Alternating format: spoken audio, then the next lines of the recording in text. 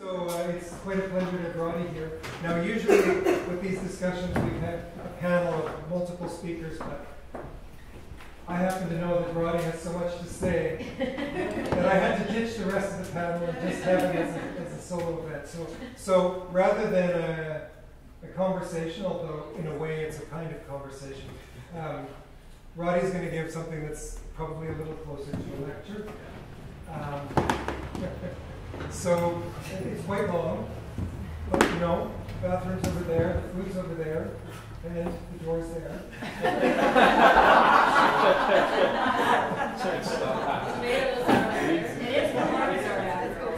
But I guarantee you it will be interesting and very deeply thought out. There, no pressure on you. That sounds great. I'd also like to remind you that following today's talk, in the back room, Sylvie Tourangeau with her local collaborator Claudia Whitman will be performing in that. It's scheduled for 2, but I would suspect it will probably be more like 2:30 by the time it starts. So, welcome. It's great to see you all here yet again, and I give the floor to Roddy. Thank you very much indeed, Paul. Okay, so yeah, notes toward the eternal network in an era of globalization. Note the notes toward, so this is incomplete. And actually, if you've read what it says in the catalogue about what this lecture will be, I kind of hope we might get close to that at the end, but I think I probably singularly failed to answer the brief up until then. That's why they're question periods rather than answer periods. Yeah. So I'm just trying to rattle through this and then we can get to the discussion which we did. So I'm an artist, an educator and writer born in Glasgow, Scotland in 1970. And I've been active in the field of the art of action since 1989. I've organised and participated in artist meetings internationally since 1994. I taught at Dartington College of Arts from 1998 to 2007, and I'm currently Head of Fine Arts at York St John University in England. From notions of the eternal network as co-invented by George Brecht and Robert Filiu in a Cold War world, through the democratization of free movement in the 1990s, to the global neoliberal corporatism and economic meltdown of the 2000s, today's lecture will begin to consider how notions and actualities of internationalization previously and globalization currently impact upon understandings, including the production and reception of the art of action. The lecture will be in 3 parts. Firstly, I'll talk about my own position of engagement in the field. I'll ask you to accept this part of the lecture as dealing with network activity in the 90s and noughties, as that is the period that my own activity covers. Secondly, I'll introduce the idea of a chronogeographical approach to mapping the initial internationalization. I'm going to have to keep that going. We might have to look at that. Sorry. I thought I'd put it on to, excuse us everyone. Let's just take a minute, but it'll be worth it. I thought I'd put it on to Never Sleep. It's on Never Sleep, but there's a screensaver, isn't there? Yeah. That's what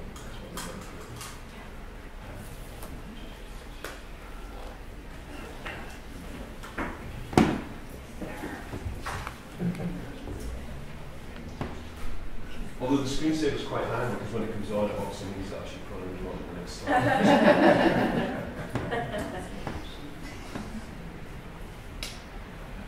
Okay, let's do that. Sorry about that. So yeah, the lecture will be in 3 parts. Firstly, I'll talk about my own position and engagement in the field, and I'll ask you to accept this part of the lecture as dealing with the 1990s and 2000s, as that's the period my own activity covers. Secondly, I'll introduce the idea of a chronogeographical approach to mapping the initial internationalization of the field in the 1960s and 1970s, using the example of internationalization in Britain in particular.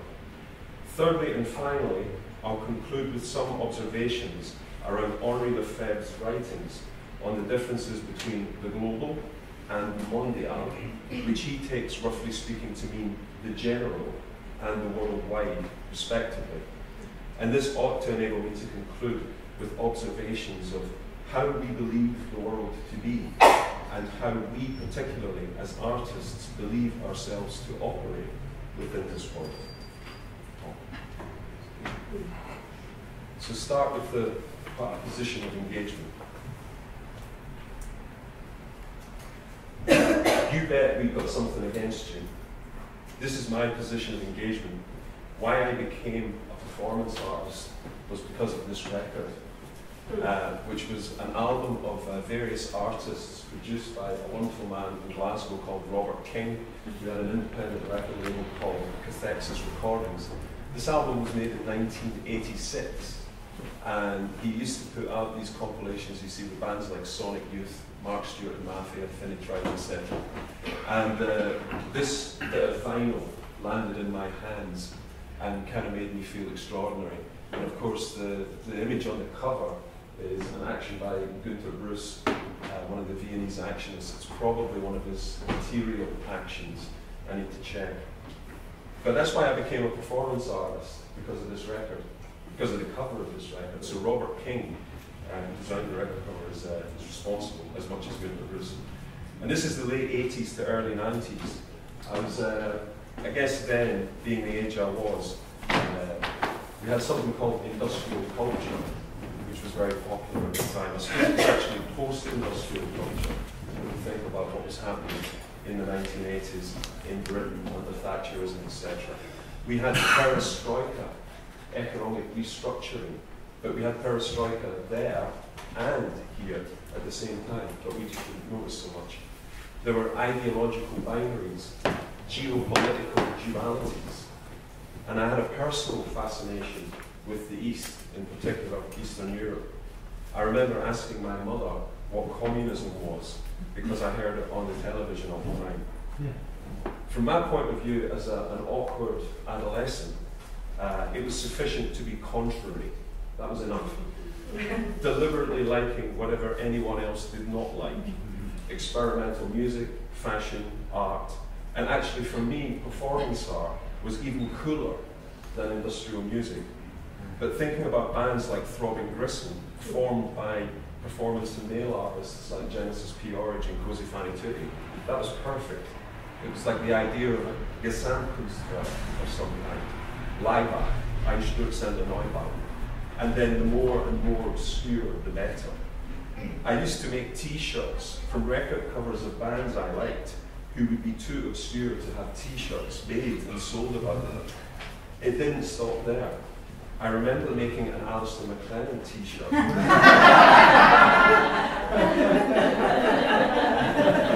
Of a photographic print from his Human Sheep series. So you can imagine, you get the 14-hole cherry red boots, you know, the ripped jeans and the Alistair McLennan t-shirt with a shaved head. And I was very excited when I was 18 and saw him do a 3-day performance in the Third Eye in Glasgow. And I turned up wearing my t-shirt as if I was going to a gig. And I had my 6-pack of beers. Because I was just going to sit in the corner while Alistair was working away, and I was just going to, and I ended up just sitting drinking my beers and getting drunk and falling asleep in the corner. But what was crucial about this for me was that industrial culture had many forms of visibility in aesthetic terms. And I saw all of them as integrated, interrelated, and part of the same attitude. This was my understanding and lived cultural experience of aesthetics, and it determined my identity. This notion of forms of visibility in terms of understanding aesthetics interests me very much. This is a short excerpt written by Jacques Rancière, in which he says, aesthetics, so we can just discuss for a moment what aesthetics are, or how aesthetics might represent a field of debate. Aesthetics, which denotes neither art theory in general, nor a theory that would consign art to its effects on sensibility, refers to a specific regime for identifying and reflecting on the arts, a mode of articulation between ways of doing and making, their corresponding forms of visibility, and possible ways of thinking about their relationships. To elaborate a bit further, it is on the basis of this primary aesthetics that it's possible to raise the question of aesthetic practices as I understand them, that is, forms of visibility that disclose artistic practices, the place they occupy, what they do or make from the standpoint of what is common to the community. Artistic practices are ways of doing and making that intervene in the general distribution of ways of doing and making, as well in the relationships they maintain to modes of being and forms of visibility. Now, this being an evidently philosophical articulation, I've had a bit more time to think these terms over than you're hitting me right now. But what I quite like about this is the fact that it reminds us that artistic practices are part of a broader set of aesthetic practices which relate to consciousness and manifest themselves in different forms of visibility. And I think that's the right way around to sort of get a perspective of what we're doing. Performance, of course, brings up different issues because we know that performance perhaps kind of transcends or encompasses a whole range of different visual practices, some which might be considered art, some which may not, etc. But like I say, from my starting point in the late 80s, I'm interested in the interrelationship of these different forms of visibility and performance as a way of kind of maneuvering between them. Following this, I'm interested also, thinking more politically perhaps, thinking more in a Marxist sense, about the relationship between forms of visibility and forms of capital. And this is some writing, so a very good article about Pierre Bourdieu, whose sociological theories of culture are based quite largely around notions that capital takes different forms. And I'd like us, as artists, as practitioners, as curators, as teachers, where we are operating in this network, to kind of see if we can pitch ourselves somewhere in this map that Bourdieu is opening up. So for Bourdieu, artists and other agents possess certain capitals, of which there are four basic types. First, economic capital, stocks and shares, but also the surplus present in very high salaries. Second, social capital, the network, there's that word network, or influential patrons that you can use to support your actions. Third, cultural capital, including the knowledge of the artistic field and its history, which in turn serves to distinguish the naive painter from the professional, and also including scholarly capital of a formal type, a postgraduate degree, the award of a Rome visiting scholarship, etc. Finally, symbolic capital, your reputation or honour as an artist who is loyal to fellow artists, and so on. And I see all of these forms of capital at work, obviously in the art world, but I see them very much at work in contemporary ideas around performance art network. And I think that's quite a useful thing to talk about, because whilst we're very keen a lot of the time to discuss the philosophical ideas, we're not so interested in sort of demystifying sort of the bohemian and the romance of the bohemian by talking about maybe a Marxist analysis of how capital is shifting and working within these networks. And of course, the network probably wouldn't exist without those forms of capital, without that economy. There is a relationship then between forms of visibility and forms of capital that the network in our field is not immune to, however much we believe we may live in the same world as everyone else, but differently. I only learn of the eternal network through participating in the performance art network, and especially through coming into contact with Francophone intellectual culture. This network became the context in which I would accumulate symbolic and social capital, which would be the equivalent experience I needed to gain entry to an MA program, as I had no undergraduate degree, which I then transformed further into economic capital through gaining a teaching position in 1998. I didn't do this intentionally, I don't think. I was instead driven by a philosophical engagement in the principles of performance art practice that was quasi-religious in its fervour, frankly. But there was and remains an immense desire for praxis. So this is my position of engagement in terms of the 1980s to the 1990s.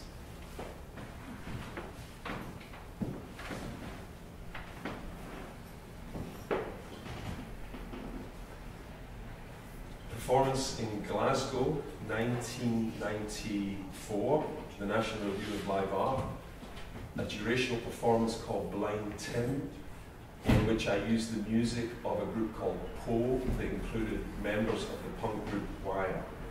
Performance in 2010, Plymouth, as part of the Marina Abramovich series, a performance where I rang a bell and it came apart in my hand and flew in 3 different directions. A performance at the time of the Gulf War in Los Angeles, where I was walking up and down Pico Boulevard every day with a public sculpture, as I called it, made out of packing boxes, where every day I put the newspaper and showed the news from Iraq. Barcelona, sometime in the 90s, a report action on my walk in the Plaza de Catalunya, where I sniffed glue in front of the audience in order to tell them about the situation of street children who were living in the square.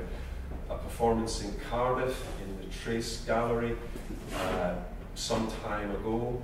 I'm wearing a coat that I found in the street that used to belong to a woman, I suppose, and I was cutting a crack in the floor. I was walking around the street and picking up clothes to wear performances then. This is a performance called 5 Hours Behind, 2 Hours Ahead, a performance in Dartington sometime in the mid-90s, which was concerned with the time difference between Canada and England. This is a piece in Lublin, Poland, called Let There Be No Ill Omen, where I'm carrying a plate that my wife had when she was 3 years old, which I broke by dropping a bottle of wine on it at our mother's house in Hungary. This is a performance from an exhibition called Begin Civil Twilight, which was the culmination of a body of work I did which was concerned with walking in squares, and this exhibition represented different parts of that project. This is an image from one of the walks in Civil Twilight. This was in Victory Square in Minsk in Belarus, and these young people were quite happy to walk around and around the square with me for a long time. The woman was a journalist. Someone said she might have been from the secret police.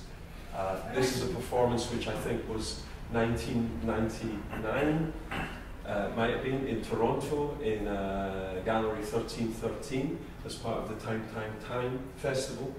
Paul organised. This is another piece. This is a piece from Dartington, which is me not looking at the world while I have elastoplasm in my eyes and something is playing into my ears and I'm repeating what it says, but I can't remember what it was now. This is in Ojace in Serbia, a performance that I did simultaneously with Andre Stitt. And again, I picked this one because of the recurrence of the map of the world, which kind of makes me think about representations of the world and how we enter the world, how we act as consciousness within the world. 1994, a 3-day durational performance with Julie Bacon and Ross Birrell, who were both earning their performance debuts, I have to add. This was a piece in an architecture festival called Winter School at the Old Fruit Market in Glasgow, and that's the M74 motorway projected on my back. Budapest, 1995. What's playing on the monitor behind me is news footage of a plane crash in Bucharest, and there's barbed wire above my head, which I've just walked through because my head was covered in balloons. Sometime in the late 90s, Cork in Ireland. This was part of a series called Relief from Memory, but it had an alternative title of Forgotten Installation for Trochy, because the inspiration of it came from the first paragraph of Alexander Trochy's novel Young Adam. Whenever the eclipse was that 99 or 2000? 99. And this is in Transylvania. And the performance involved me obviously doing something with pieces of white sheeting and throwing coins into a church. Tokyo 1999.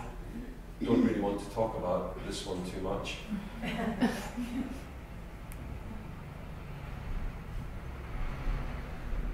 Why not?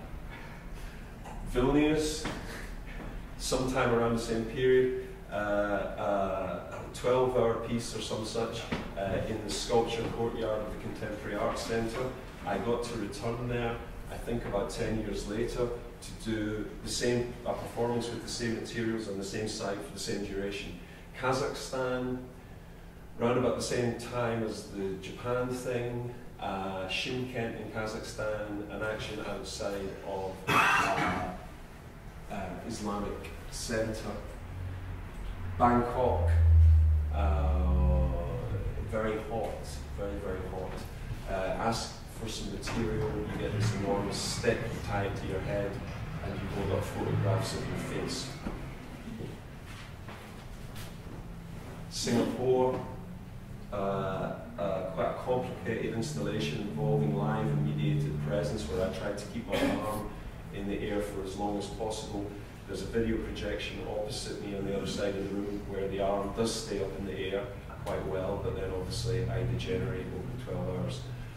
Budapest, another walking in a square performance called No More Heroes. It's in Heroes Square, and this was a 3-day walk around Heroes Square over the 3 days that Hungary was joining the European Union. Nobody talked to me. Learning liberal democracy, a street action in Szczecin-George, Santa Georgia, Transylvania, where I made a piece with the official election notice board, elastoplast on my eyes, not looking at the candidates' faces, but holding up a compact mirror to reflect on themselves. This again is in Serbia, and this is me for the last time. I wore elastoplasts in performances many times, and this was the last time I did it and took off and looked at the world. So a sense of praxis. Bakhtin, Bichal Bakhtin, two worlds confront each other, two worlds which have absolutely no communication with each other and are mutually impervious. The world of culture and the world of life. Bakhtin follows that by saying, it is only the once current event of being in the process of actualization that can constitute this unique unity of the world of culture and the world of life. All that which is theoretical must be determined as a constituent moment in the once current event of being, although no longer, of course, in theoretical or aesthetic terms. Part of this difficulty, if we think about what I was saying before, about how we need to think about aesthetics in order to articulate and understand our relationship to the world and our action as consciousness in the world, how we enter the world. At the same time, that understanding is only useful insofar as it becomes indiscernible with our action in the world. A notion of praxis, then, philosophically speaking, is very important to the methodological understanding of performance art. Praxis as an integration or synthesis of theory and practice, yes, but more than this, an integration of philosophical with social and cultural actualities. Maybe more of a notion of praxis as Marxist.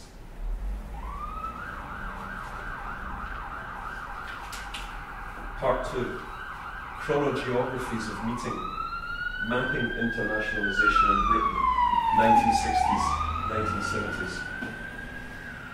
Sometime around the mid-90s, and because I just got access to the internet and email, I set up an email communication group called Performance Art Network, which still exists as a Yahoo group, unreliably informed, as far as I know.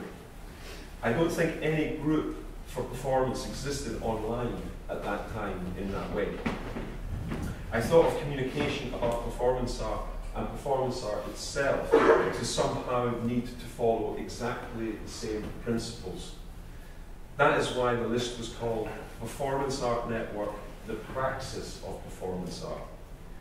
I also tried to initiate in 1997, during my time as Consul of the Nomad Territories for England, a project called Atlas, Archive for Transnational Living Art Studies, which would have been an archival curatorial collaboration between Hull Time-Based Arts England, Untitled Quebec, ASA Germany, Performance Index Switzerland, Art Pool Budapest, and Live Art Archive England.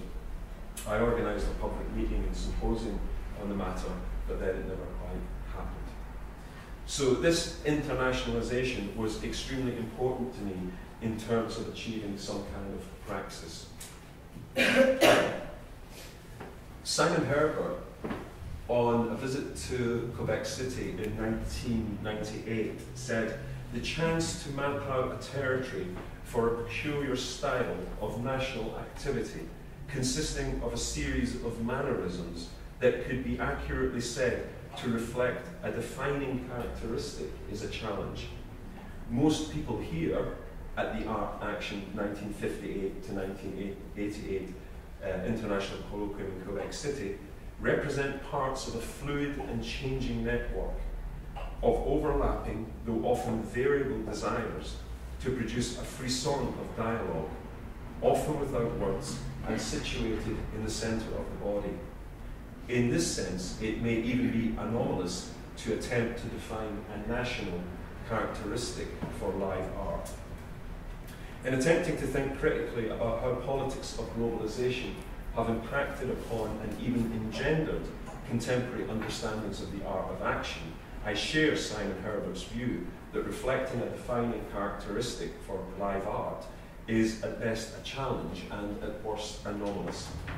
That Herbert discusses live art as that which I encompass here within art of action may be typical of such anomaly. It seems the only certainty in our field is that instances of practice and the terms that describe them are rarely at one. I use the term art of action as it can address, without undermining, the contentious desire to hurry away from names that's typical in our field. The art of action focuses aesthetically upon action as image and process, simultaneously, as well as referring to socio-political notions of collective, direct, or social action. It explores art as idea and art as action in preference, or at least equal to, art as artifact, and can be used to discuss process-oriented aspects of action painting, conceptual art, mail art, performance, and sculpture more credibly than either the specificity or generality of performance art or live art allows. The art of action deals adroitly with audience, public, and viewer through instances of practice where strategic dissemination across different public spheres occurs at different points of process and in different ways. Not always purely ephemeral either, however. The action of artists often engage as fully with materialities, to locate what Christine Stiles has described as, quote, that dynamic and elusive interactive site where the boundaries of phenomena and things becomes fluid, unquote. The field of practice I am calling the art of action specifically refers to aesthetic and critical practices which, operating in spaces of in-betweenness and overlap, and whose practitioners emerge from a range of artistic and cultural perspectives. The intervening spaces in which the art of action operates are neither solely disciplinary nor historical, but also geographical, and thus critical, ideological, and political. These circumstances provide conditions of human geography through which the eclectic, hybridized, and nonconformist values and attitudes of the art of action emerge. Methodologically, this presents particular difficulty in delimiting the geographical and historical context within which we begin mapping a chronogeography of practice. The notion of chronogeography emerges from the field of human geography as a way of taking an extended view on the relationship between space and time, and in so doing to illustrate the multitude of forms time and space can take.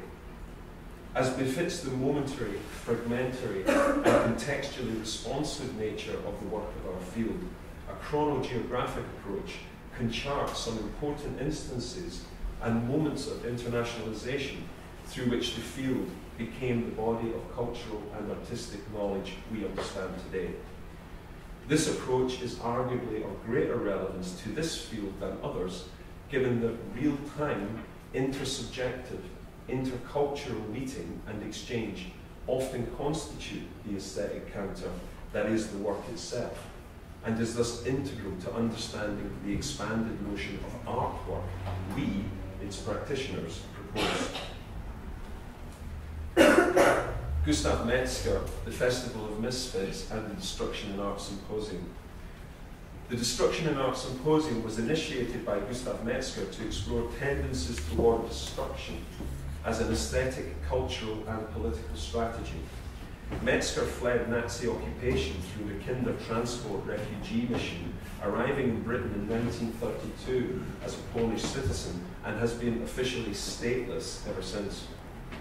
These formative experiences influenced his lifelong vocation as an artist, activist, and public intellectual, concerned as much with ethics as aesthetics, politics as art.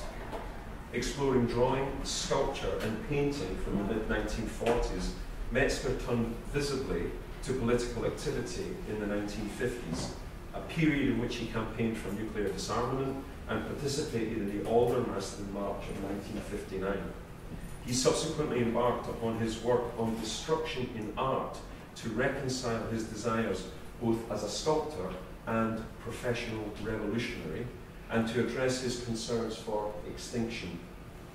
A sculptor more than painter by instinct, Metzger was as much intrigued by the potential of temporal agency, whether human, organic, or technological, in making sculpture, as those artists from Pollock to the Viennese actionists were in discovering new possibilities in painting. He performed his first lecture demonstration of autodestructive art at the Temple Gallery, London, in 1960, using his technique of acid nylon painting. Locating the work within a wider artistic context, Astrid Boren writes, "The first lecture demonstration of autodestructive art was a live performance comparable with the contemporaneous happenings of the New York-based artists Alan Kaprow and Yoko Ono. During the event, he painted an autodestructive action painting on nylon with a brush, his face unprotected against the acid. The effects of the acid made the nylon peel away and dissolve before his and his audience's very eyes. He had mastered what he had come to call many times since an aesthetic of revulsion." Boren's remarks indicate developing common concern amongst artists from Europe and North America to engage with new cross-disciplinary formations, expanding and fusing conceptions of painting, sculpture, and performance. In his 1958 article, The Legacy of Jackson Pollock, Alan Kaprow foretold that, quote, "young artists need no longer say, 'I am a painter,' or a poet, or a dancer. They are simply artists, and all of life will be open to them." Metzger's reconfiguration of practice on cross-disciplinary, discourse-led grounds intends a corresponding reconfiguration of aesthetics to address complexities of beauty and revulsion as they exist in the same instance, in the same world. Metzger's interest in the mutual proximity of beauty and revulsion reflects, but does not always concur with, the early to mid-20th century avant-garde's desire to reassess the nature, expectation, and function of aesthetic judgment. Groups in Europe such as Cobra and artists such as Jean de Buffet already admired and to an extent aspired to the qualities of creativity in art expressed by non-artists, for example, children, naives, psychiatric patients. In North America, Kaprow would also expand and recontextualize the earlier anti-art discourse of Dada with new notions of non-art and the unartist. Dick Higgins, when writing of Fluxus, describes how these artists and composers also thought, hey, coffee cups can be more beautiful than fancy sculptures. A kiss in the morning can be more dramatic than a drama by Mr. Fancy Pants. The sloshing of my foot in my wet boot sounds more beautiful than fancy organ music. Why does everything I see that's beautiful, like cups and kisses and sloshing feet, have to be made into just a part of something fancier and bigger? Why can't I just use it for its own sake? Wishing to evade something fancier and bigger, to focus on the everyday and the overlooked for its own sake, certainly represents a realignment of aesthetic values. It also differs from Metzger's approach insofar as he had an inevitably political agenda that did not question normative aesthetic values alone, but also the nature of their interrelationships with similarly normative knowledge and morality. This difference emerged most evidently during the Festival of Misfits in 1961, held at Victor Musgrave's Gallery 1 and the ICA London, and organised by French artist Robert Fluxshoe and Swiss-Romanian Daniel Spurry. Having been initially invited to exhibit alongside continental European artists Arthur Kopke and Ben Vautier, Americans Ben Patterson and Emmett Williams, and Robin Page, Metzger's proposal to exhibit pages from each day's The Daily Mirror newspaper was subsequently rejected on long assumed grounds of being overtly political. We can only speculate, but his interest in inviting the Viennese actionists in particular to the Destruction in Art Symposium in London later in 1966 may have been in some senses in response to a perception of Fluxus as increasingly depoliticized. If so, this would be a view shared later by younger English male artist Genesis P. Orridge, who found Otto Null in particular of the actionists, quote, interesting because he was dealing with taboo and social behaviour, whereas Fluxus was really a running battle and commentary with art itself, unquote. Joseph Beuys, Robert Fluxshoe, Strategy, Get Arts, Action, Art and Pedagogy. Gustav Metzger had also critiqued Joseph Beuys on similar terms. During his information action at the Tate Gallery in 1972, Metzger challenged Beuys's established mantra of everyone an artist by speaking out in German from the audience, jeder Mensch ein Künstler, Himmler auch. This event at the Tate was one of Beuys's increasingly frequent visits to the United Kingdom, following his participation in landmark events such as When Attitudes Become Form, curated by Harold Seaman at the ICA in 1969, and the palindromically titled Strategy Get Arts, curated by Richard DeMarco at Edinburgh College of Art 1970. All 25 of the artists whose work would be seen by the Edinburgh audience were from Dusseldorf.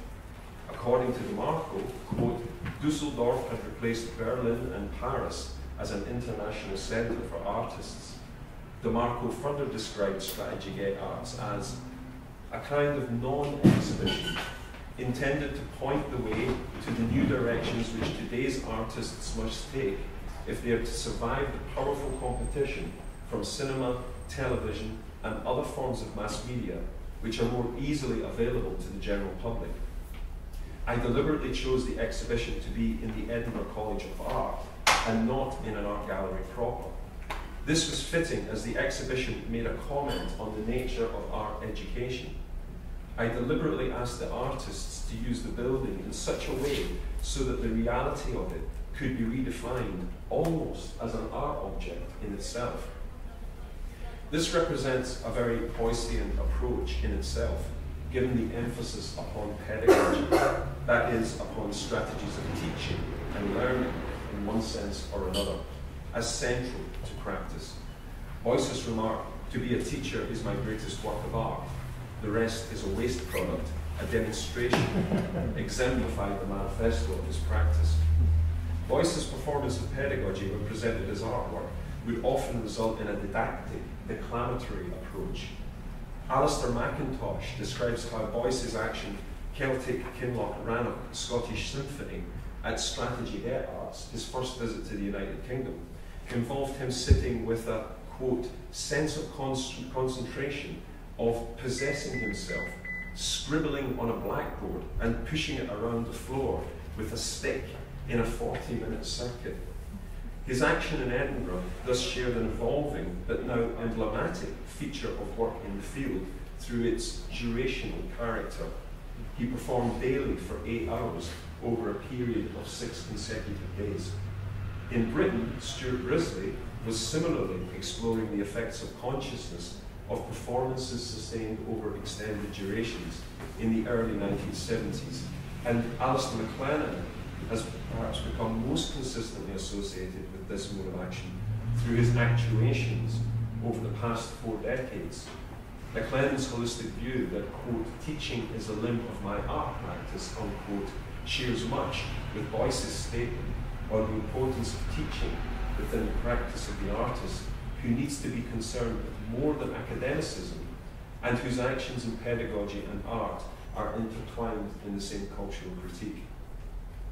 A kindred, though differing approach is also found in the practice of Festival of Misfits organiser Robert Filiu, who also participated in strategy et arts.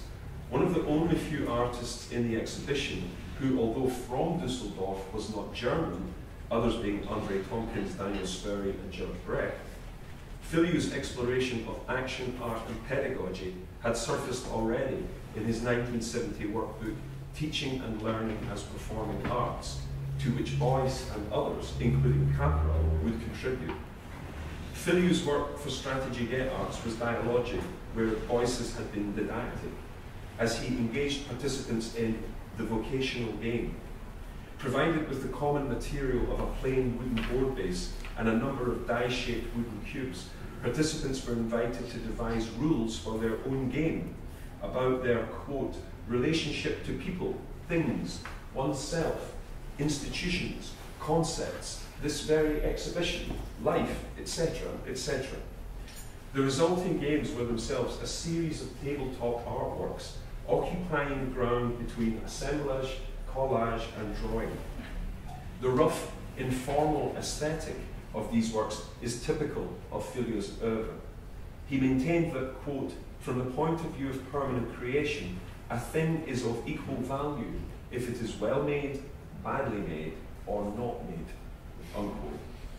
Filiu's concept of permanent creation encourages understanding of creativity, not art per se, as wholly an uninterrupted process in which all could and should participate to overcome geographical, political, psychological, and social frontiers of mind and territory, frontiers of mental and physical space.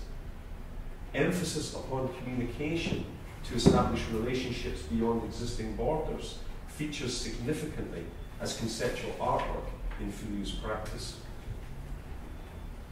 Most significant of these probably culminates in the concept and context of the eternal network, expressed in the non-equivalent French as la fête permanente, proposed collaboratively by Filiu and George Brecht.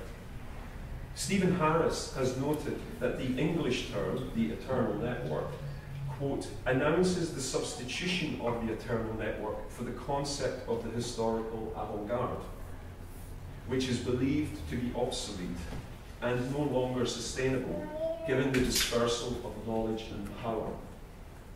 Any argument that Brecht and Filiu's concept could enable the artist's revolutionary potential to transcend the obsolescence of the historical avant-garde depends upon recognition of the eternal network as a viable alternative to the ideological institutional economies that Filiu, as a trained economist, understood so well.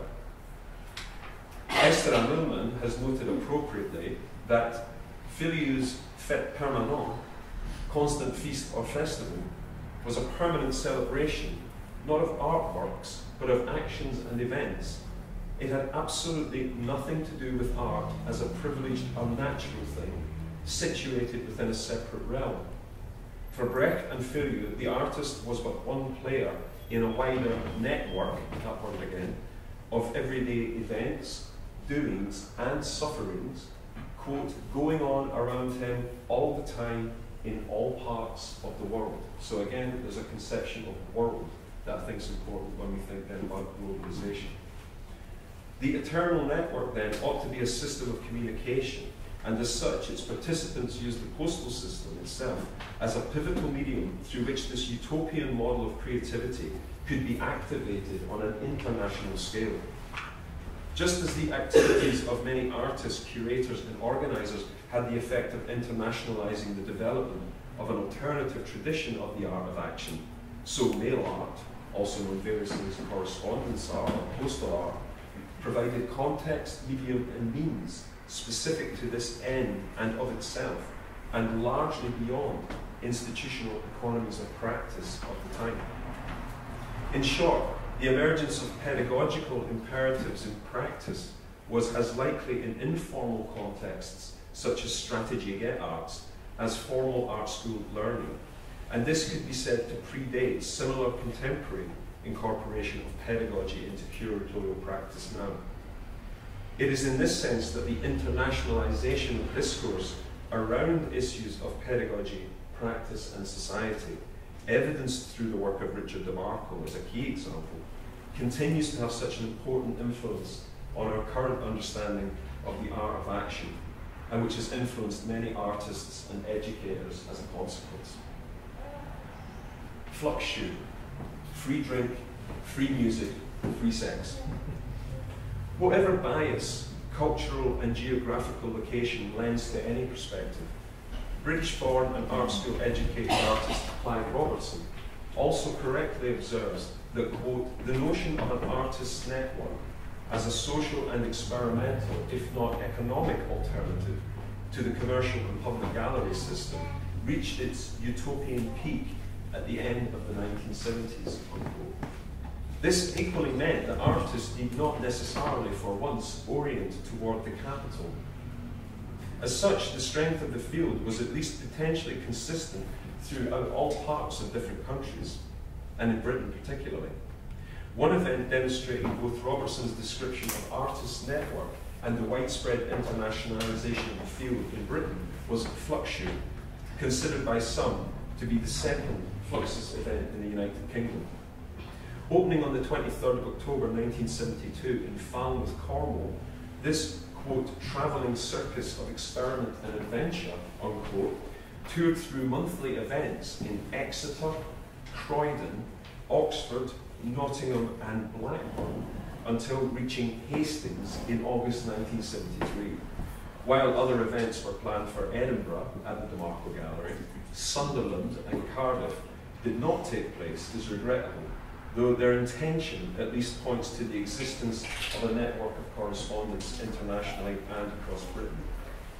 This network of correspondence resides most clearly through what we've already discussed as the eternal network, as Fluxshoe was organised by David Mayer, who we've already seen as being significantly active in mail art. An impressive roster of artists participated in Fluxshoe, joining British-based artists Ian Breakwell, Stuart Brisley, Paul Brown, Helen Chadwick, Robin Crozier, Philippe Ehrenberg, Alan Fisher, John Gosling, David Mayer, Opal L. Nations, Genesis P. Orridge, and Cozy Fanny Tutti of Come Transmissions, and Stuart Reed, were artists from continental Europe, North America, and Asia. Fluxshoe as a meeting was indicative of how the pertinence of developments in practice internationally would concretely influence and inform the development of the field in Britain and vice versa. Lourdes Morales described the event as including members of the International Fluxus Network, as well as a broad cross-section of the younger English and European avant-garde. And Simon Anderson has also acknowledged how Fluxshoe provided performance opportunities for local talent, from novices such as Paul Brown to seasoned artists such as Stuart Brisley. Events in Falmouth ranged from the almost self-explanatory marijuana ice cream event to Eric Anderson's random audience. Eric Anderson's random audience was a participation piece in which he offered members of the public free drink, free music, and free sex, handing out a printed notice to this effect with the date and time of the offering handwritten on it. If anyone was brave enough to show up at the allotted time and place, they found a notice announcing a change of time and venue. If they were then persistent enough to catch up with him, they would find him armed with a bottle of whiskey, a portable cassette player, a vibrator, and a rubber vagina. The necessity of our second-hand description here demonstrates the importance within the field of understanding the production of mythology as a form of knowledge.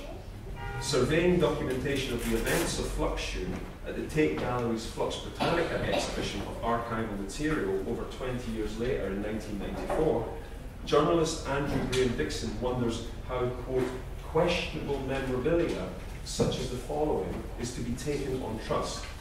Quote, an overexposed photograph of what could be a Blitz bombing or the Blackpool illuminations is actually the finale to As Is by Anthony McCall and Carly Schneeman, which comprised actions ranging from pouring paint over a pile of rubbish, the audience beating a regular unchanging rhythm with metal objects on large wooden blocks, to Schneeman roller skating, half naked, backwards and forwards across the room. The inadequacy of the photograph here clearly demonstrates myth as the gap between an object and our understanding of it. It may also reveal the impossibility in representing through any conventional depiction the unconventional sequence of actions of McCall and Schneeman's work as recounted by Dixon. East-West dysfunction. It is equally difficult to ascertain whether Dixon experiences this gap in understanding in terms of relationship between the photograph and the event it fails to represent, the prospect that either the photograph and or those events would ever be considered art, or puzzlement that these events should have happened at all, in the absence of any clear rationale or common sense. It seems that apparent dysfunction, whether as abnormality or uselessness, a threat to order, whichever it is as much a cause for concern here, as Dixon also wonders whether, meaning why, a Hungarian participant at Fluxshoe, Henri Lefebvre, quote, really staged a game of flux chess consisting of a cut-down board with no spaces for the pieces to move, so that for an hour, with the clock ticking, nothing happened between Hungary and England in 1972. Whether or not we empathize with the apparent dysfunction of such actions, or even agree that they are dysfunctional, highlights the value and prevalence of dysfunction, real or imagined, as a critique of common sense. When Roland Miller characterized performance, quote, as behavior exaggerated or enhanced for effect that may be derived from or result in dysfunction, he did so to debate whether there was a link between, quote, obsessive behavior, such as dysfunctional behavior of psychiatric patients, and the activity known as making art, unquote. Dysfunction in action as art, albeit if the word art can still legitimately be used, may then, however, ironically possess a useful rationale. Quote, just as illness may be transmitted, so an artwork may communicate something that is not desired by society in general, but conditions perceived as pathological, such as madness, could be regarded as beneficial in a society with different values, unquote. The global preeminence of neoliberalism in our contemporary society makes it less easy for younger generations to consider the viability of an alternative society with different values. The post-World War II epoch was, of course, an era of competing world visions, authoritarian communism, however tragic a contradiction that may appear, in the East, and neoliberal capitalism in the West. As such, it did seem possible, at least, to imagine social and political difference in cultural organization across the world. For Hungarian artists such as Henri Lefebvre, this difference was most likely intensified by the survival of Soviet-imposed Stalinism following the failed Hungarian Revolution of 1956. Revisited with this cultural and historical awareness, his flux chess work in Fluxshoe is more readily interpretable and thus significant in that it seems to reabsorb and communicate that self-same symptomatic dysfunction of the state as experienced post-1956. Such real-time intercultural political exchange becomes a characteristic discourse of the field. Being, quote, involved in actions, performances, concepts, meant the individual artist travelling alone with slender means, ideas, and no visible artworks was able to cross frontiers easily, more so than the conventional show of art objects. Artists in Eastern Europe whose freedom of movement was intrinsically and politically curtailed noticeably exploited these core properties and possibilities of such practice more than their peers and correspondents in the West, who mainly shared and only relatively their economic barriers to movement and subsequent dissemination of practice. Issues of truth, then, that emerge in historical inquiry are both epistemological and moral. This might explain any normative desire for authenticity in past, present, and future. Historical inquiry into the art of action accentuates and aggravates this scenario. The ephemeral, context-specific properties of work in the field mean its histories necessitate a specifically critical hermeneutic approach. I hope that the chronogeographic model of methodology introduced here begins to make sense in treating the subject this way. The problem is, of course, that while we also desire to communicate the knowledge of our research with integrity, we also know that epistemological moral truth can be, and often is, understood as the raison d'etre of the field, and yet it can also be its downfall. It is then the context specificity of this work, which I assert has emerged in Britain through distinct forms of cultural meeting and encounter, often generated expressly for the purpose of particular exchange, for example, postal art, which also renders the field potentially overexposed to its historical redistillation as new forms of capital. This is important as the context of the paper here locates Britain between two post-war and thus Cold War realities that lend different historical meaning, purpose, and understanding to internationalisation. Whether liberal democracy across Europe was essential to the internationalisation of free market capitalism or vice versa, the circulation and exchange of knowledge and experience as different forms of capital has attained international integration at the level of globalisation. The period we've dealt with has been properly transited in terms of Britain's experience in the world and vice versa.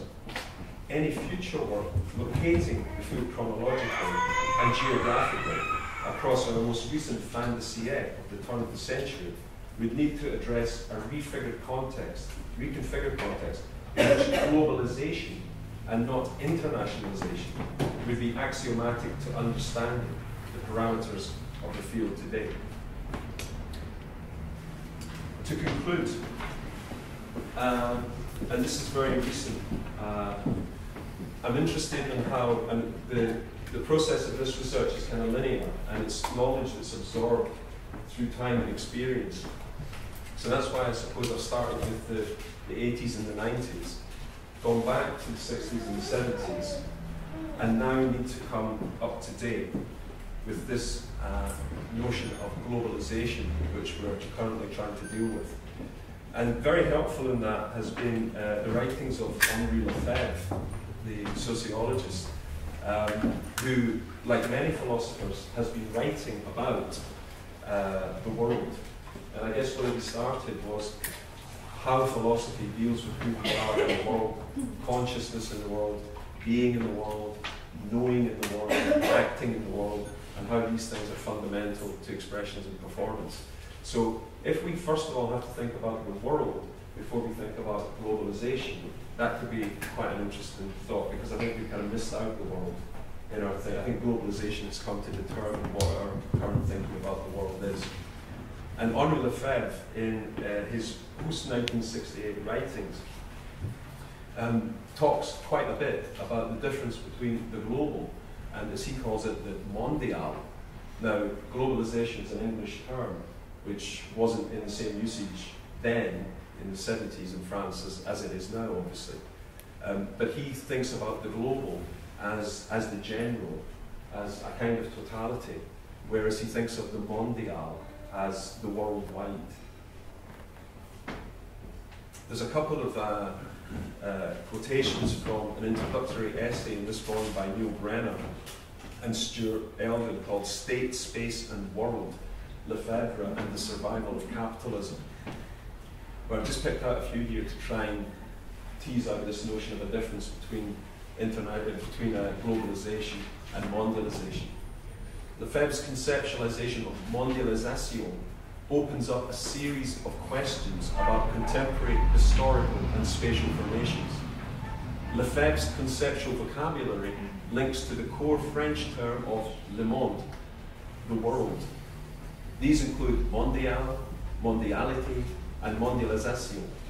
It is tempting to suggest that they can be rendered as global, globality, and globalization. However, these carry resonances Lefebvre does not intend.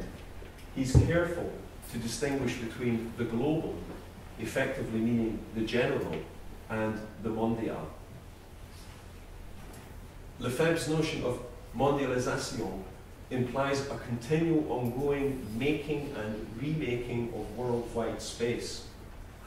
While Lefebvre contends that the question of worldness may initially appear to be concerned with spatiality more than temporality, he insists that these three terms, worldness, spatiality, and temporality, need to be understood as a trinity. They are then simultaneously philosophical and political economic resonances of these terms, which Lefebvre uses in order to grasp what might be termed the production of the world. And I think that's what's very key about Lefebvre's writings, that he manages to sort of draw a methodological line between the philosophical and the political economic. Because for a long time, you know, sort of reading Kant, reading Heidegger, reading Merleau-Ponty, etc., academically this belongs in a particular theoretical framework. And then you have another theoretical framework, such as political science. And you sort of think, somehow through my experience, these two things live in the same world. But it's exceptionally difficult intellectually to cross them over. And I think that's what Lefebvre manages to do, from looking at readings of Heidegger and Nietzsche, and then also thinking about how that works in terms of Marx. So the ability to manifest this praxis of philosophical and political economic concerns is absolutely what's key in this current context of globalization, and which takes us back to some of the ideas, some of the philosophical and aesthetic motivations which I often hear performance artists make for the reason why they're doing what they're doing. And I wonder if, you know, events like the Destruction and Art Symposium, events like Fluxshoe and so on, these events often had radical, ludic, playful, confrontational, provocative, political and social dimensions to them that I don't find in performance art festivals these days necessarily. And I wonder if the totality of globalization and the way in which we are moving through this network globally, exchanging and transforming different forms of capital, is actually possibly undermining that sense of making that kind of provocation on its own terms. So it's not that the aesthetic needs to become political, and it's not that the political needs to become aesthetic, but there is a praxis of the two that's somehow around, and looking at Lefebvre's writing, I think, makes we understand that. And we understand then that the world is something that becomes produced. It's not something which is a given. It's not something which romantically and bohemianly we're wandering through. It's something that's being produced and something that our actions are contributing toward. To finish off, the last thing I've looked at here in terms of Lefebvre, so this is very recent, is how he talks about how he can link his account of space to an interpretation of newly emergent patterns of neo-colonialism and uneven spatial development. His claim is that interclass relations within established nation-states are now being superseded by new types of center-periphery relations, hierarchization, fragmentation, and differentiation on a worldwide scale. On the national level, Lefebvre suggests that, quote, Colonization, which like industrial production and consumption was formerly localized, is made general. Around the centres there are nothing but subjected, exploited and dependent spaces, neo-colonial spaces.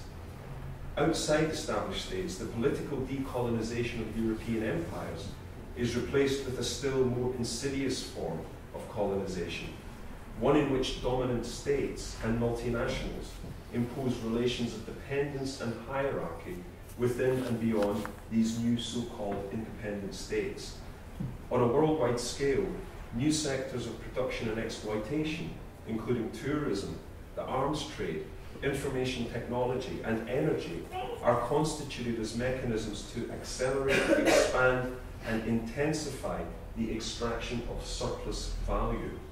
It is through the latter, he argues, that the mode of production actualizes its inherent nature as a totality on a worldwide scale, that of the worldwide market. So from that point of view, if that helps, that brings us round to globalization, and obviously the irony not being lost on me at all, that I'm sitting here in Toronto discussing this with you, and I kind of debated whether I should stay at home, do it by Skype, or some such, but the floor is open. The question is what if any of that rings with our experience or understanding? What if any of that is problematic? What if any of what I've said is untrue, can be challenged? How significant an issue is globalization in the performance art network today? Thank you.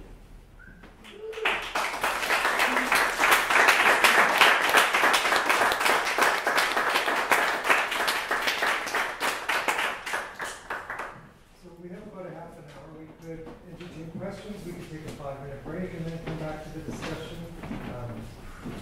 Not sure how people are feeling. Take a little break? I guess so. Yeah. We'll take 5 minutes. It's the only way it ever could be, and in a sense, the only way it ever was.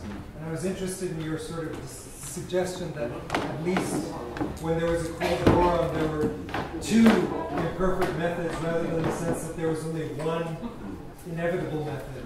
I'm wondering, does this mean that performance art is just one more gesture of neoliberalism? I don't know. I think, like I said, I think one acquires knowledge and experience which kind of determines one's view. So I broadly Marxist outlook. So that's how I probably deal with that. But you know, on one hand, it must be very difficult, I suppose, in some respects, from one's own position to think about students who I've been noticing recently, middle students at university, they're born after 1989. This last year's my first year students are born after 1989. Yes. And sort of thinking like, so whilst that idea of 1989, especially in Europe, is kind of getting dimmer and dimmer, these guys have got every reason not to know anything because they weren't even born. You know, so I don't know what to do with that, because you just become a kind of whinging middle-aged person. Yeah. Oh, you don't know. You're not political anymore. Remembering what a waste of time you were at that age. So I don't know. But yeah, how does that sense of criticality in art practice? How do young artists get that sense? And it's not even that, because when you look at, frankly, artists of our generation, I suppose, and you can ask the same question, and they don't really have any particular excuse because they've kind of lived through these things and understood these things. So they might, I don't know if people are sort of choosing not to deal with them. I don't know whether it's an issue that artists don't think on these terms explicitly or implicitly. I have no idea if it's a simple rejection or it's a kind of ignorance. What about it being a different set of terms? A different set of what, sorry? Terms. Germs. Germs. Yeah. Set of germs. Yeah. That we are not cognizant of. Yeah. Is it possible? For example? If we think in terms of generation, like when you were in some ways making the announcement, the very first image is a manifestation of that. And rather than being ignorant, I mean, for this generation, or being don't care, maybe the caring is shifted.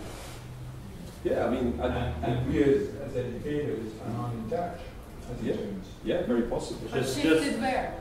It's two relative. Shifted where? Just Well, on this is the question. I mean, is the question more for us to find out? Well, yeah, That is. but I think we have to think about what we're doing individually.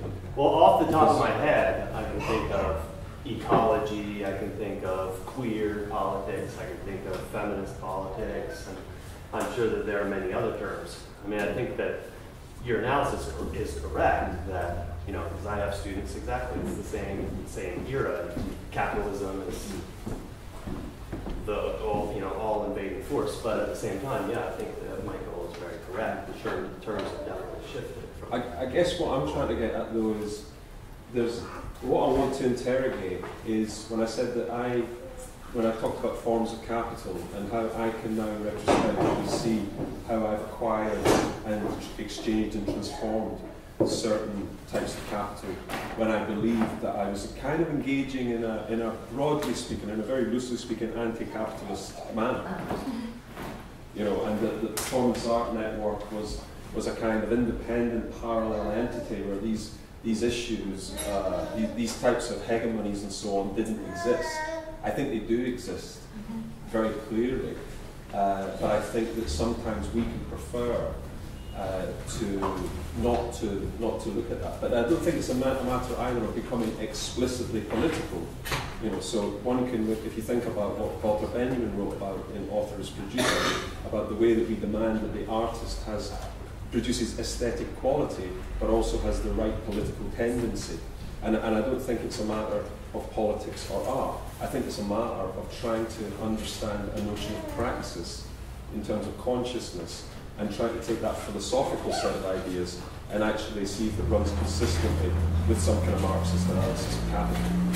And that's the challenge, and I think that's what Lefebvre does that I quite like.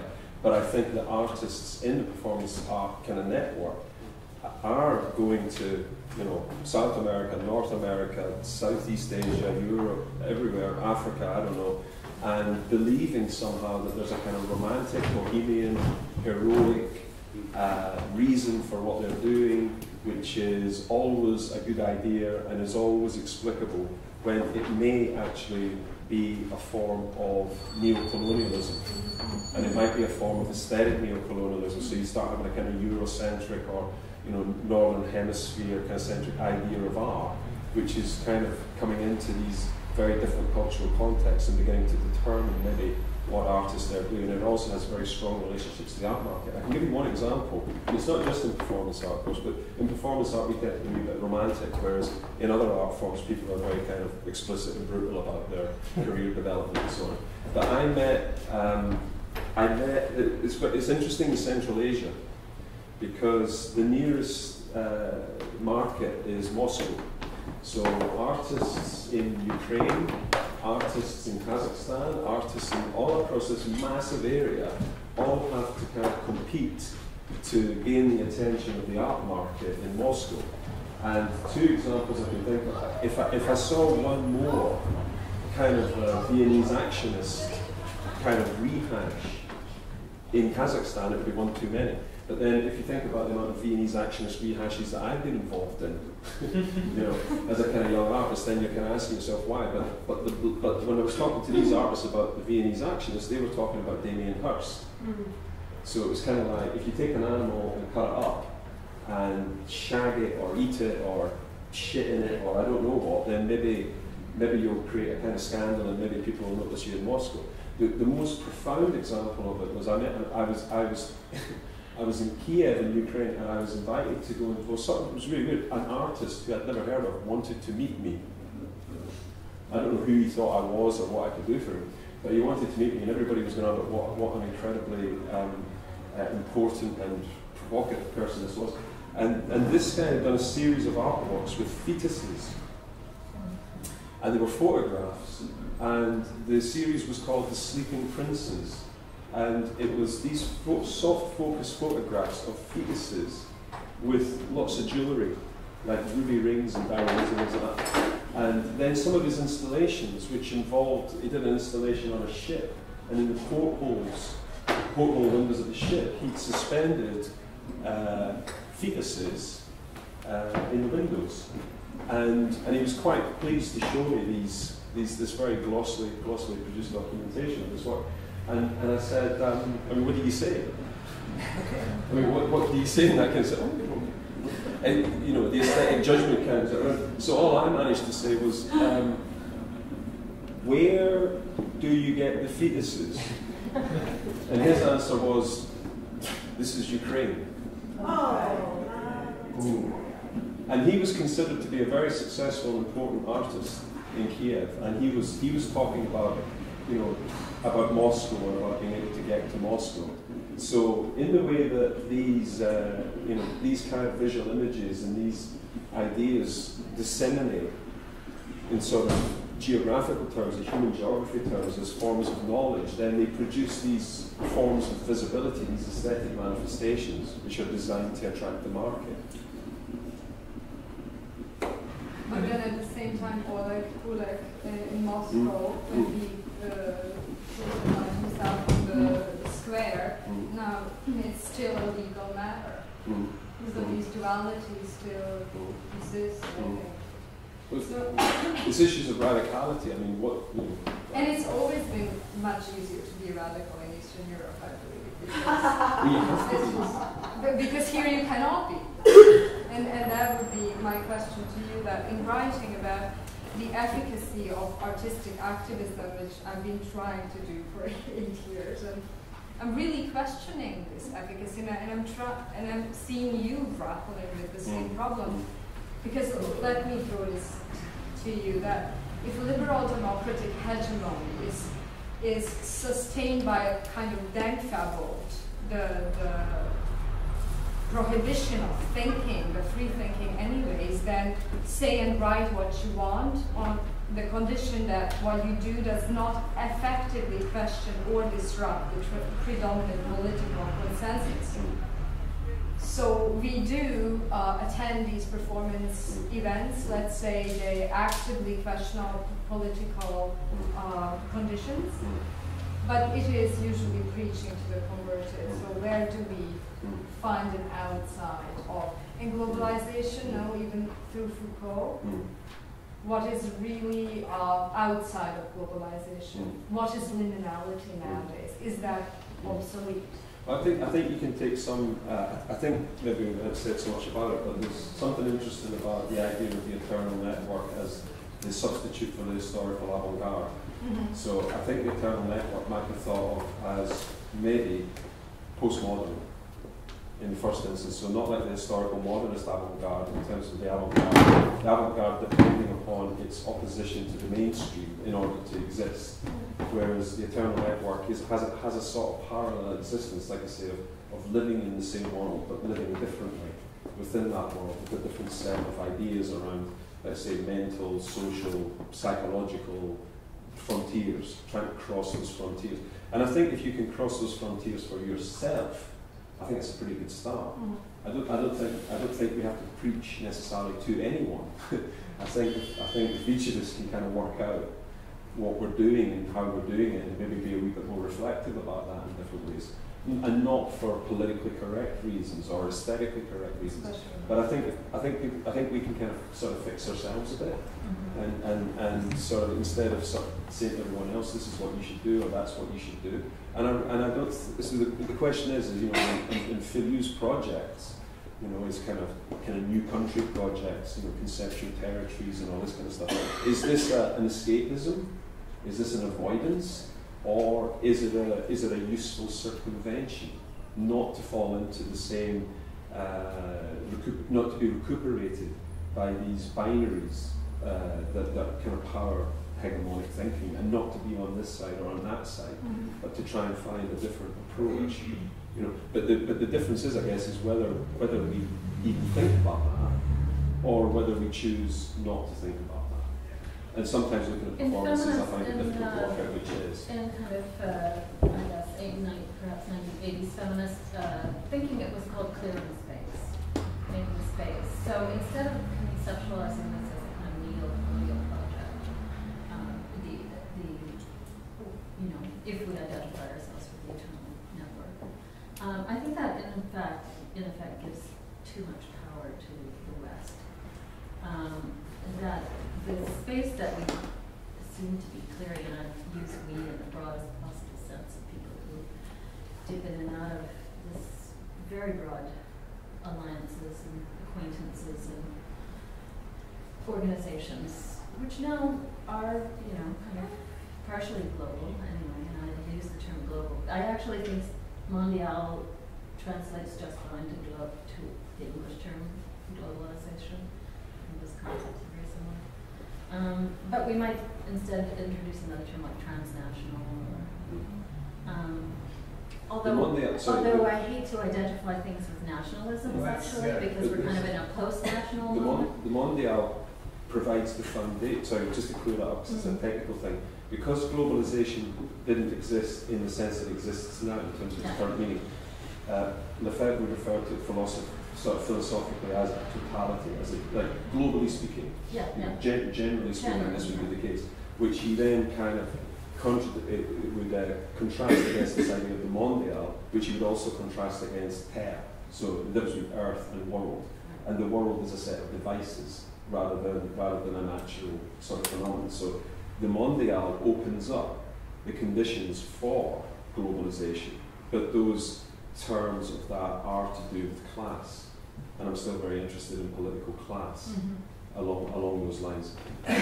Essentially, so if mondialization philosophically is this process of making social space or making and unmaking social space worldwide, then that's exactly the territory philosophically that sort of neoliberal, sort of corporate hegemonic agendas are seizing, in that differentiation and fragmentation of social space and the way that unfolds unevenly, spatially, in terms of development across the world. Well, we're not quite sponsored by Sony yet. Yeah, and I don't think we will have that opportunity. So I think I hold out a lot of the term parallel, I would say, systems, and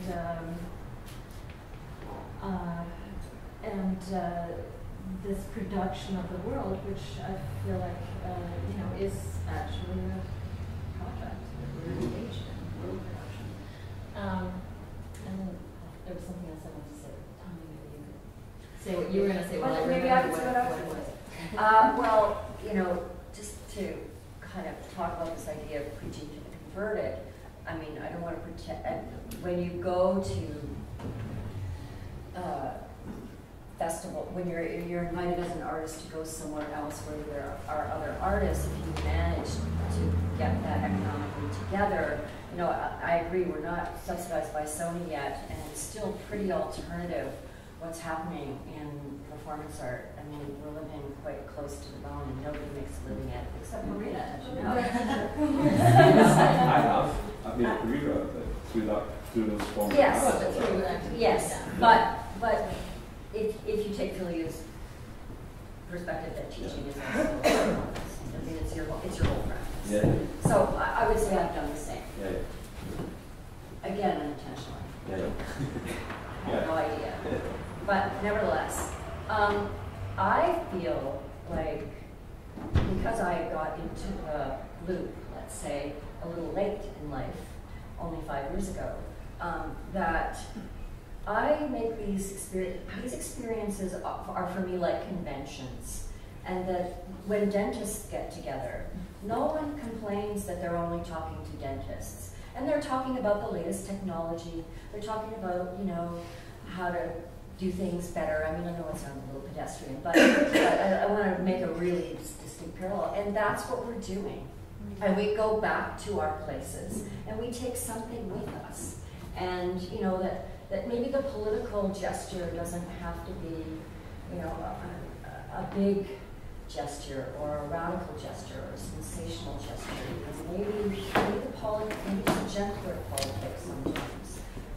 And you know, and that's personally what I'm interested in. And so it's been an extraordinary experience for me as an individual artist, to meet people from other places, to go other places. I had no idea it would change my perspective of the world so much.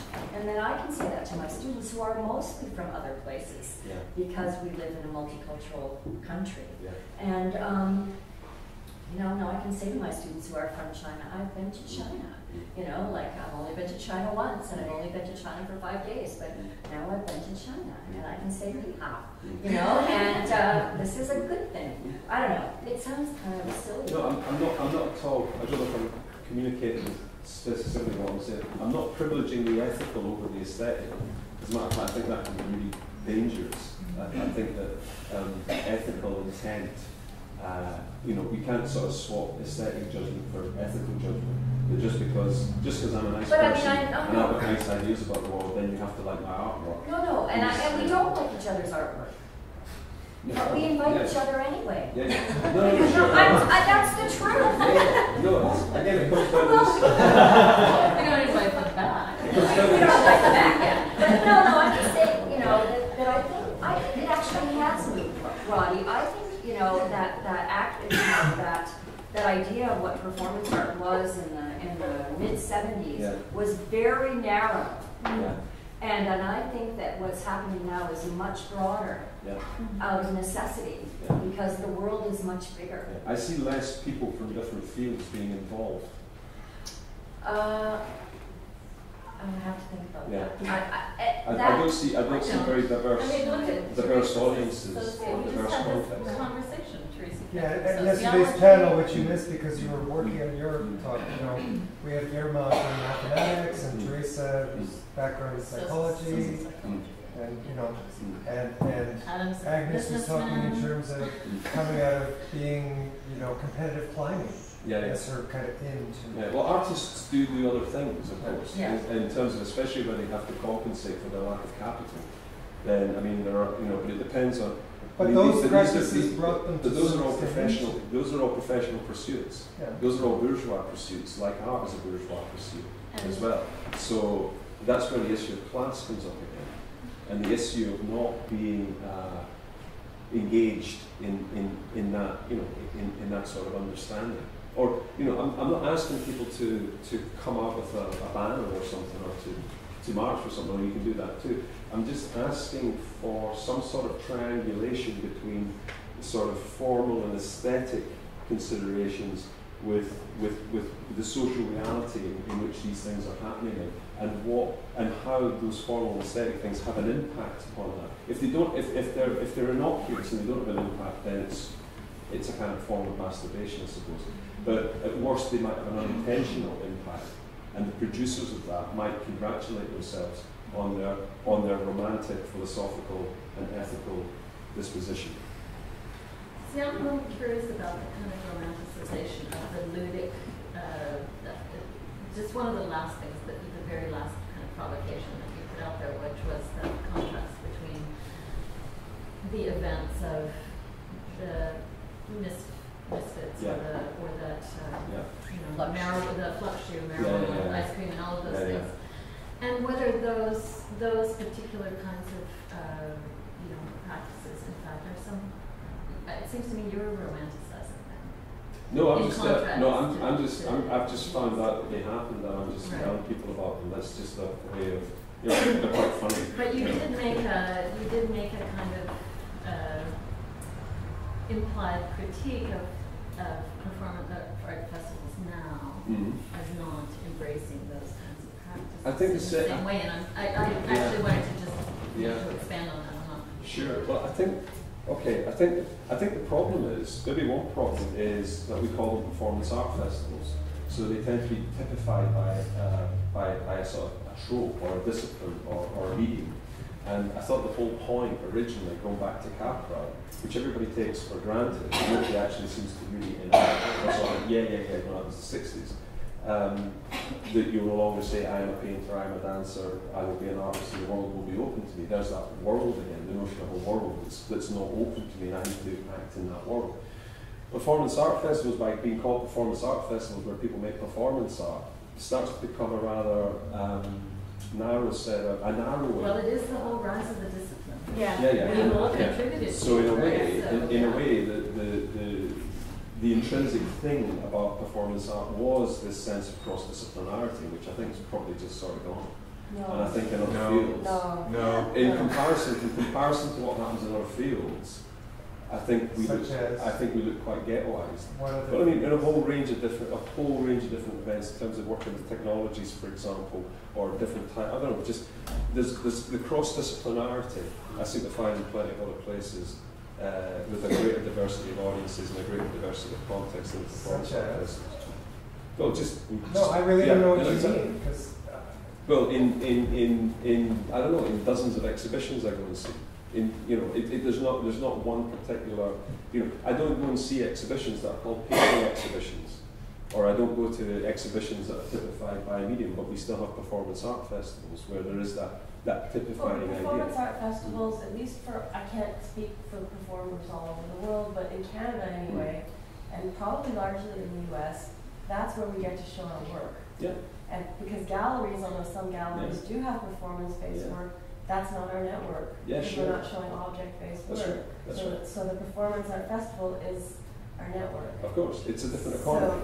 But interesting to see that city to city where performance does take place, Montreal where I'm from, I would say that performance art is inherently interdisciplinary, and a lot of people who approach performance are doing it through the bias of either exploring bioart or dance and other kinds of sensory device technology that responds to movement in space. So that a lot of these forms that, or sculpture and performance, that these artists might not even call themselves performance artists, but they're doing They might not, that's my point. They might not. Work. They might just call themselves artists, or they might call themselves But they end up finding themselves in performance events as well. And other events as well, but not only performance art events. So I'm thinking about the diversity. We can take a survey and see who's performed in what contexts here. Yeah. Like we're here right now in Yeah. a performance art festival. Yeah. But next week I may be at some other kind of, doing my live work in some other kind of event. So I'm not exactly sure what your complaint is. Yeah. Well, I think that the performance art festival model has become something which is sort of beginning to determine what we understand performance art to be, and that model is being exported across the world. As simple as that. Maybe just because it works. I think there's a much wider range of curatorial models. Martel got there way before we did. But maybe it's just because it works. Yeah, sure. Maybe it does. I'm just wanting to raise these questions. That's all. What would be the alternative? Like, what would you imagine would be a better way of doing it? Dude, there are lots of alternatives that exist. Yeah. There's residency projects. I'm not saying something's The way I bad. tried to work with Fado, where rather than a festival, it's individual artists who may have a sustained period of time to develop a particular relationship to a particular audience. Those are just two of many possible models. Maybe I'm arguing that there ought to be a more pronounced role for curators or for curatorial discourse, but that would be a very contentious thing to say, because that would let other people into the economy. And you've got to watch that. But maybe curatorial discourse is underdeveloped. But you're bringing up a in our good field. point, because an interesting phenomenon among performance artists is that as opposed to other disciplinary forms, many performance artists play several roles. They are also researchers, writers, and curators. Yeah, usually are. And event organizers, or festival organizers, and a combination of all those things. And that's very particular to performance, which you don't see it. Not entirely particular to performance, but yeah, I don't find, maybe it's just because I have no sport enough, that I see that as much in other areas, whether that be video or painting. Well, again, when we talk, we find ourselves, I think it's interesting when we find ourselves talking in generalizations and questioning each other's presuppositions, and then you think, well, what can I say about that? But, people like, Gustav Metzger, I suppose that was an artist curator, but his principles were ethical and political, and so he was an organizer. It's that question about whether, when I write an artist statement, I always think about whether to put curator in or not, and I never do, because I think it sounds I have to say you're gallerist. kind of pretentious. So I always prefer organizer. You know, if you're organising something, and I've done the same thing. We all do the same thing. We organise events. We make things happen. Especially, that's the idea. As performers, and probably a lot of people here who are doing performance have this experience like yourself. We all started DIY. It's such a post-punk mentality, or even punk mentality, depending on the age. Of we don't know how to show our work because no one's going to invite us to show work, so we're going to make our own events. So we did start as organizers, and eventually found ourselves becoming curators. So don't you think that actually performance festivals are the events that organizers invite the organizers, and that's what I'm talking very closely about. That's what Shenzhen did in China. But not just. I mean, it's becoming the event of the organizer schmoozing with other organizers, and it's becoming to Becoming where? Thank you. Becoming where? Where is that becoming? becoming the rule. Yeah, I mean, you're generalizing here Well, about that's what the I fact find that in it's Eastern organized. Europe. I find that here, I find it's not as multifaceted as it could be. I guess some of us might be talking ourselves out of I invitations mean, to you know, performance like this. that's But our when, criticism. It's not as multifaceted. We have over 30 artists here from 17 countries. Yeah. Not all of them are organizers. I find We have that offsite events, we have in-gallery But we're events. not, nobody's, You know, no, we're I not mean, it's for criticising. generalization. Oh, I we're here welcome having the this- we're criticism. here having this discussion. Don't welcome the generalizations. Yeah, no, Right? but So when she says something like, oh, it's just organizers schmoozing with other organizers, I've heard that. yeah, it's great. So you I- challenge that. I disagree with it. Yeah. You know, I didn't participate in that era when that was happening. I think we're post that, actually. Like Tanya, I came onto the international circuit because I'm a woman with children. I was not a nomad. Yeah. We couldn't be nomads. We were Nomads. Nomads. Well, you guys were out there nomading. Incidentally, nomads don't go anywhere. Nomads stay in the most inhospitable place. They and seem they to travel by travel a season. lot. It's not, no, they Oh, no, I'm talking about the artistic nomads. Wait, I'm not wait, talking about the real nomads. why do you, I mean, Rob, it's not, wait, this is important, you say, how the fuck can you be, I mean, he don't know about our guerrilla attacks on school kids in Sweden. He don't know that we forcing the artists out of the street. He don't know that shit. No. So what he's telling you there, I don't know why you let him get you upset. That's exactly what he's saying. He has a hold on right now. And so do I. We like to argue. I saw it. You don't like to see me upset. I like to be upset. Would you Just like to argue. First, just a remark on the last subject. Nomads say, let's reduce the number of our flights. Say what, sir? One nomad said, let's reduce the number of our flights. Maybe you know the person. Anyway, I'm not, I agree with Rodney about the last subject, but it's a question of having a serious discussion about this. And I suggest we should do it since we're all here, not right now. But I want to go back to one technical remark you made about that I find enormously essential to your lecture. Thank you. It was enormously consistent and informative and wonderfully built. Thank you. The technical remark was about the distinction between globalization and mondialization. I know it's difficult to distinguish. Maybe for most people it's all the same. The reason I think it's enormously important, it's not because I have some fascination with terms. And they do overlap, and it's very tricky to try to distinguish them, especially when you go from French to English. Because you start with the idea suggested by Heidegger, and they're taken by Derrida and developed quite well. But this very precise distinction, as you said, mondialization refers to a process, how we proceed with the world, how we make sense of it, ultimately how we construct a point of view about how the world is going to be. There is a serious political implication here, because if the world can be constructed in one way, it can certainly be constructed in another. So the possibility for a change, I'm not suggesting a revolution or radical change, but why not? But how we subjectively are capable of really radically questioning our point of view and imagining a world in a different way. But then how we can do it collectively as well. That's why I think. Is that possible, do you think? I'm not saying it is. I'm suggesting it's worth trying to think of these things. It's worth reflecting upon, you know, and it also has implication with respect to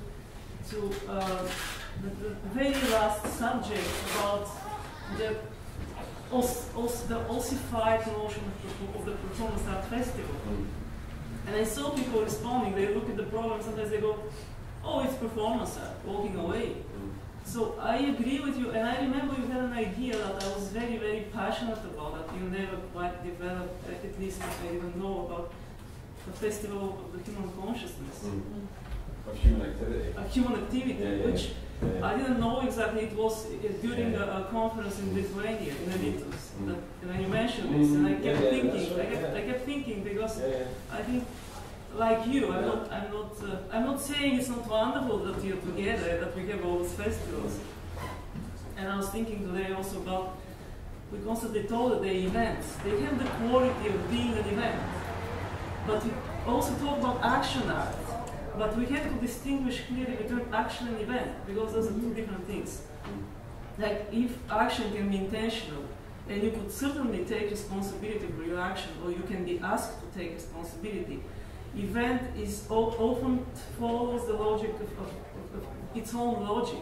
So in event you always have the moment of unpredictability and surprise and uniqueness, but it happens and you have no control on it, and then you cannot be truly responsible for it. And so I think, like, again, the reason I started this technical distinction is important, because I think your lecture opens a really great discussion about how we position performance art in the context of all other human activities. Absolutely. I mean, this is the beginning. And I would like, but sorry, we just started. I would like, this is what I expected.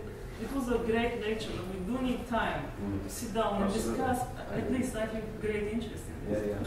I mean, we think there's a couple of things in there. And what I said to Paul was, I can't really sort of publish this because some of it is reserved for publication at the moment, so I can't really sort of distribute it. But I did say to Paul that I can change the copy a little bit, just to put the description of the context, and let them have it as a PDF. If anybody would want it, maybe they could contact Paul and get a copy. In other words, it's not something that's going to be on the website, No, it's something that's it's just on a one-to-one basis. right. You know, so because there's a couple of things in there, like this idea of Octavio Paz, who wrote a poem for Joseph Cornell about his box works, and he wrote, and it's such a beautiful thing, he made these spaces where things hurried away from their names. And at the beginning I was talking a little bit, which again could go on for a long time, about these terminologies: intermedia in the 60s, performance art in the 70s, live art in the 80s. He said, I want to kind of get away from those terms and use this other term, the art of action, as a much broader sort of term. So I think hurrying away from names is useful. I think sort of circumventing identities is useful. These are kind of useful practices. And I think when you get named, sometimes you get stuck. You know. But so I think those ideas are absolutely key. And in terms of the eternal network, I always really liked Villiers' affirmation that art is what makes life more interesting than art. Exactly. You know, so it's the way that formulation isn't just a sort of the art-life binary, but it sort of says there's art, there's life, there's art, and art's a great. I'm very positive about art. I'm very positive about performance, and you know the affirmative nature of it is incredibly important. But it only exists to make life more interesting than it. So art's a means in that respect for me. And performance art festivals are wonderful because we can get together, but I wish we could have more discussions like this collectively, rather than the sort of individual conversations which reveal frustrations and annoyances and so on, and a lack of kind of open criticality. So if we could do these kind of things at this event, which is why it's wonderful to be here to do it, then that would be really useful. Thank you so much for your thoughts and your questions.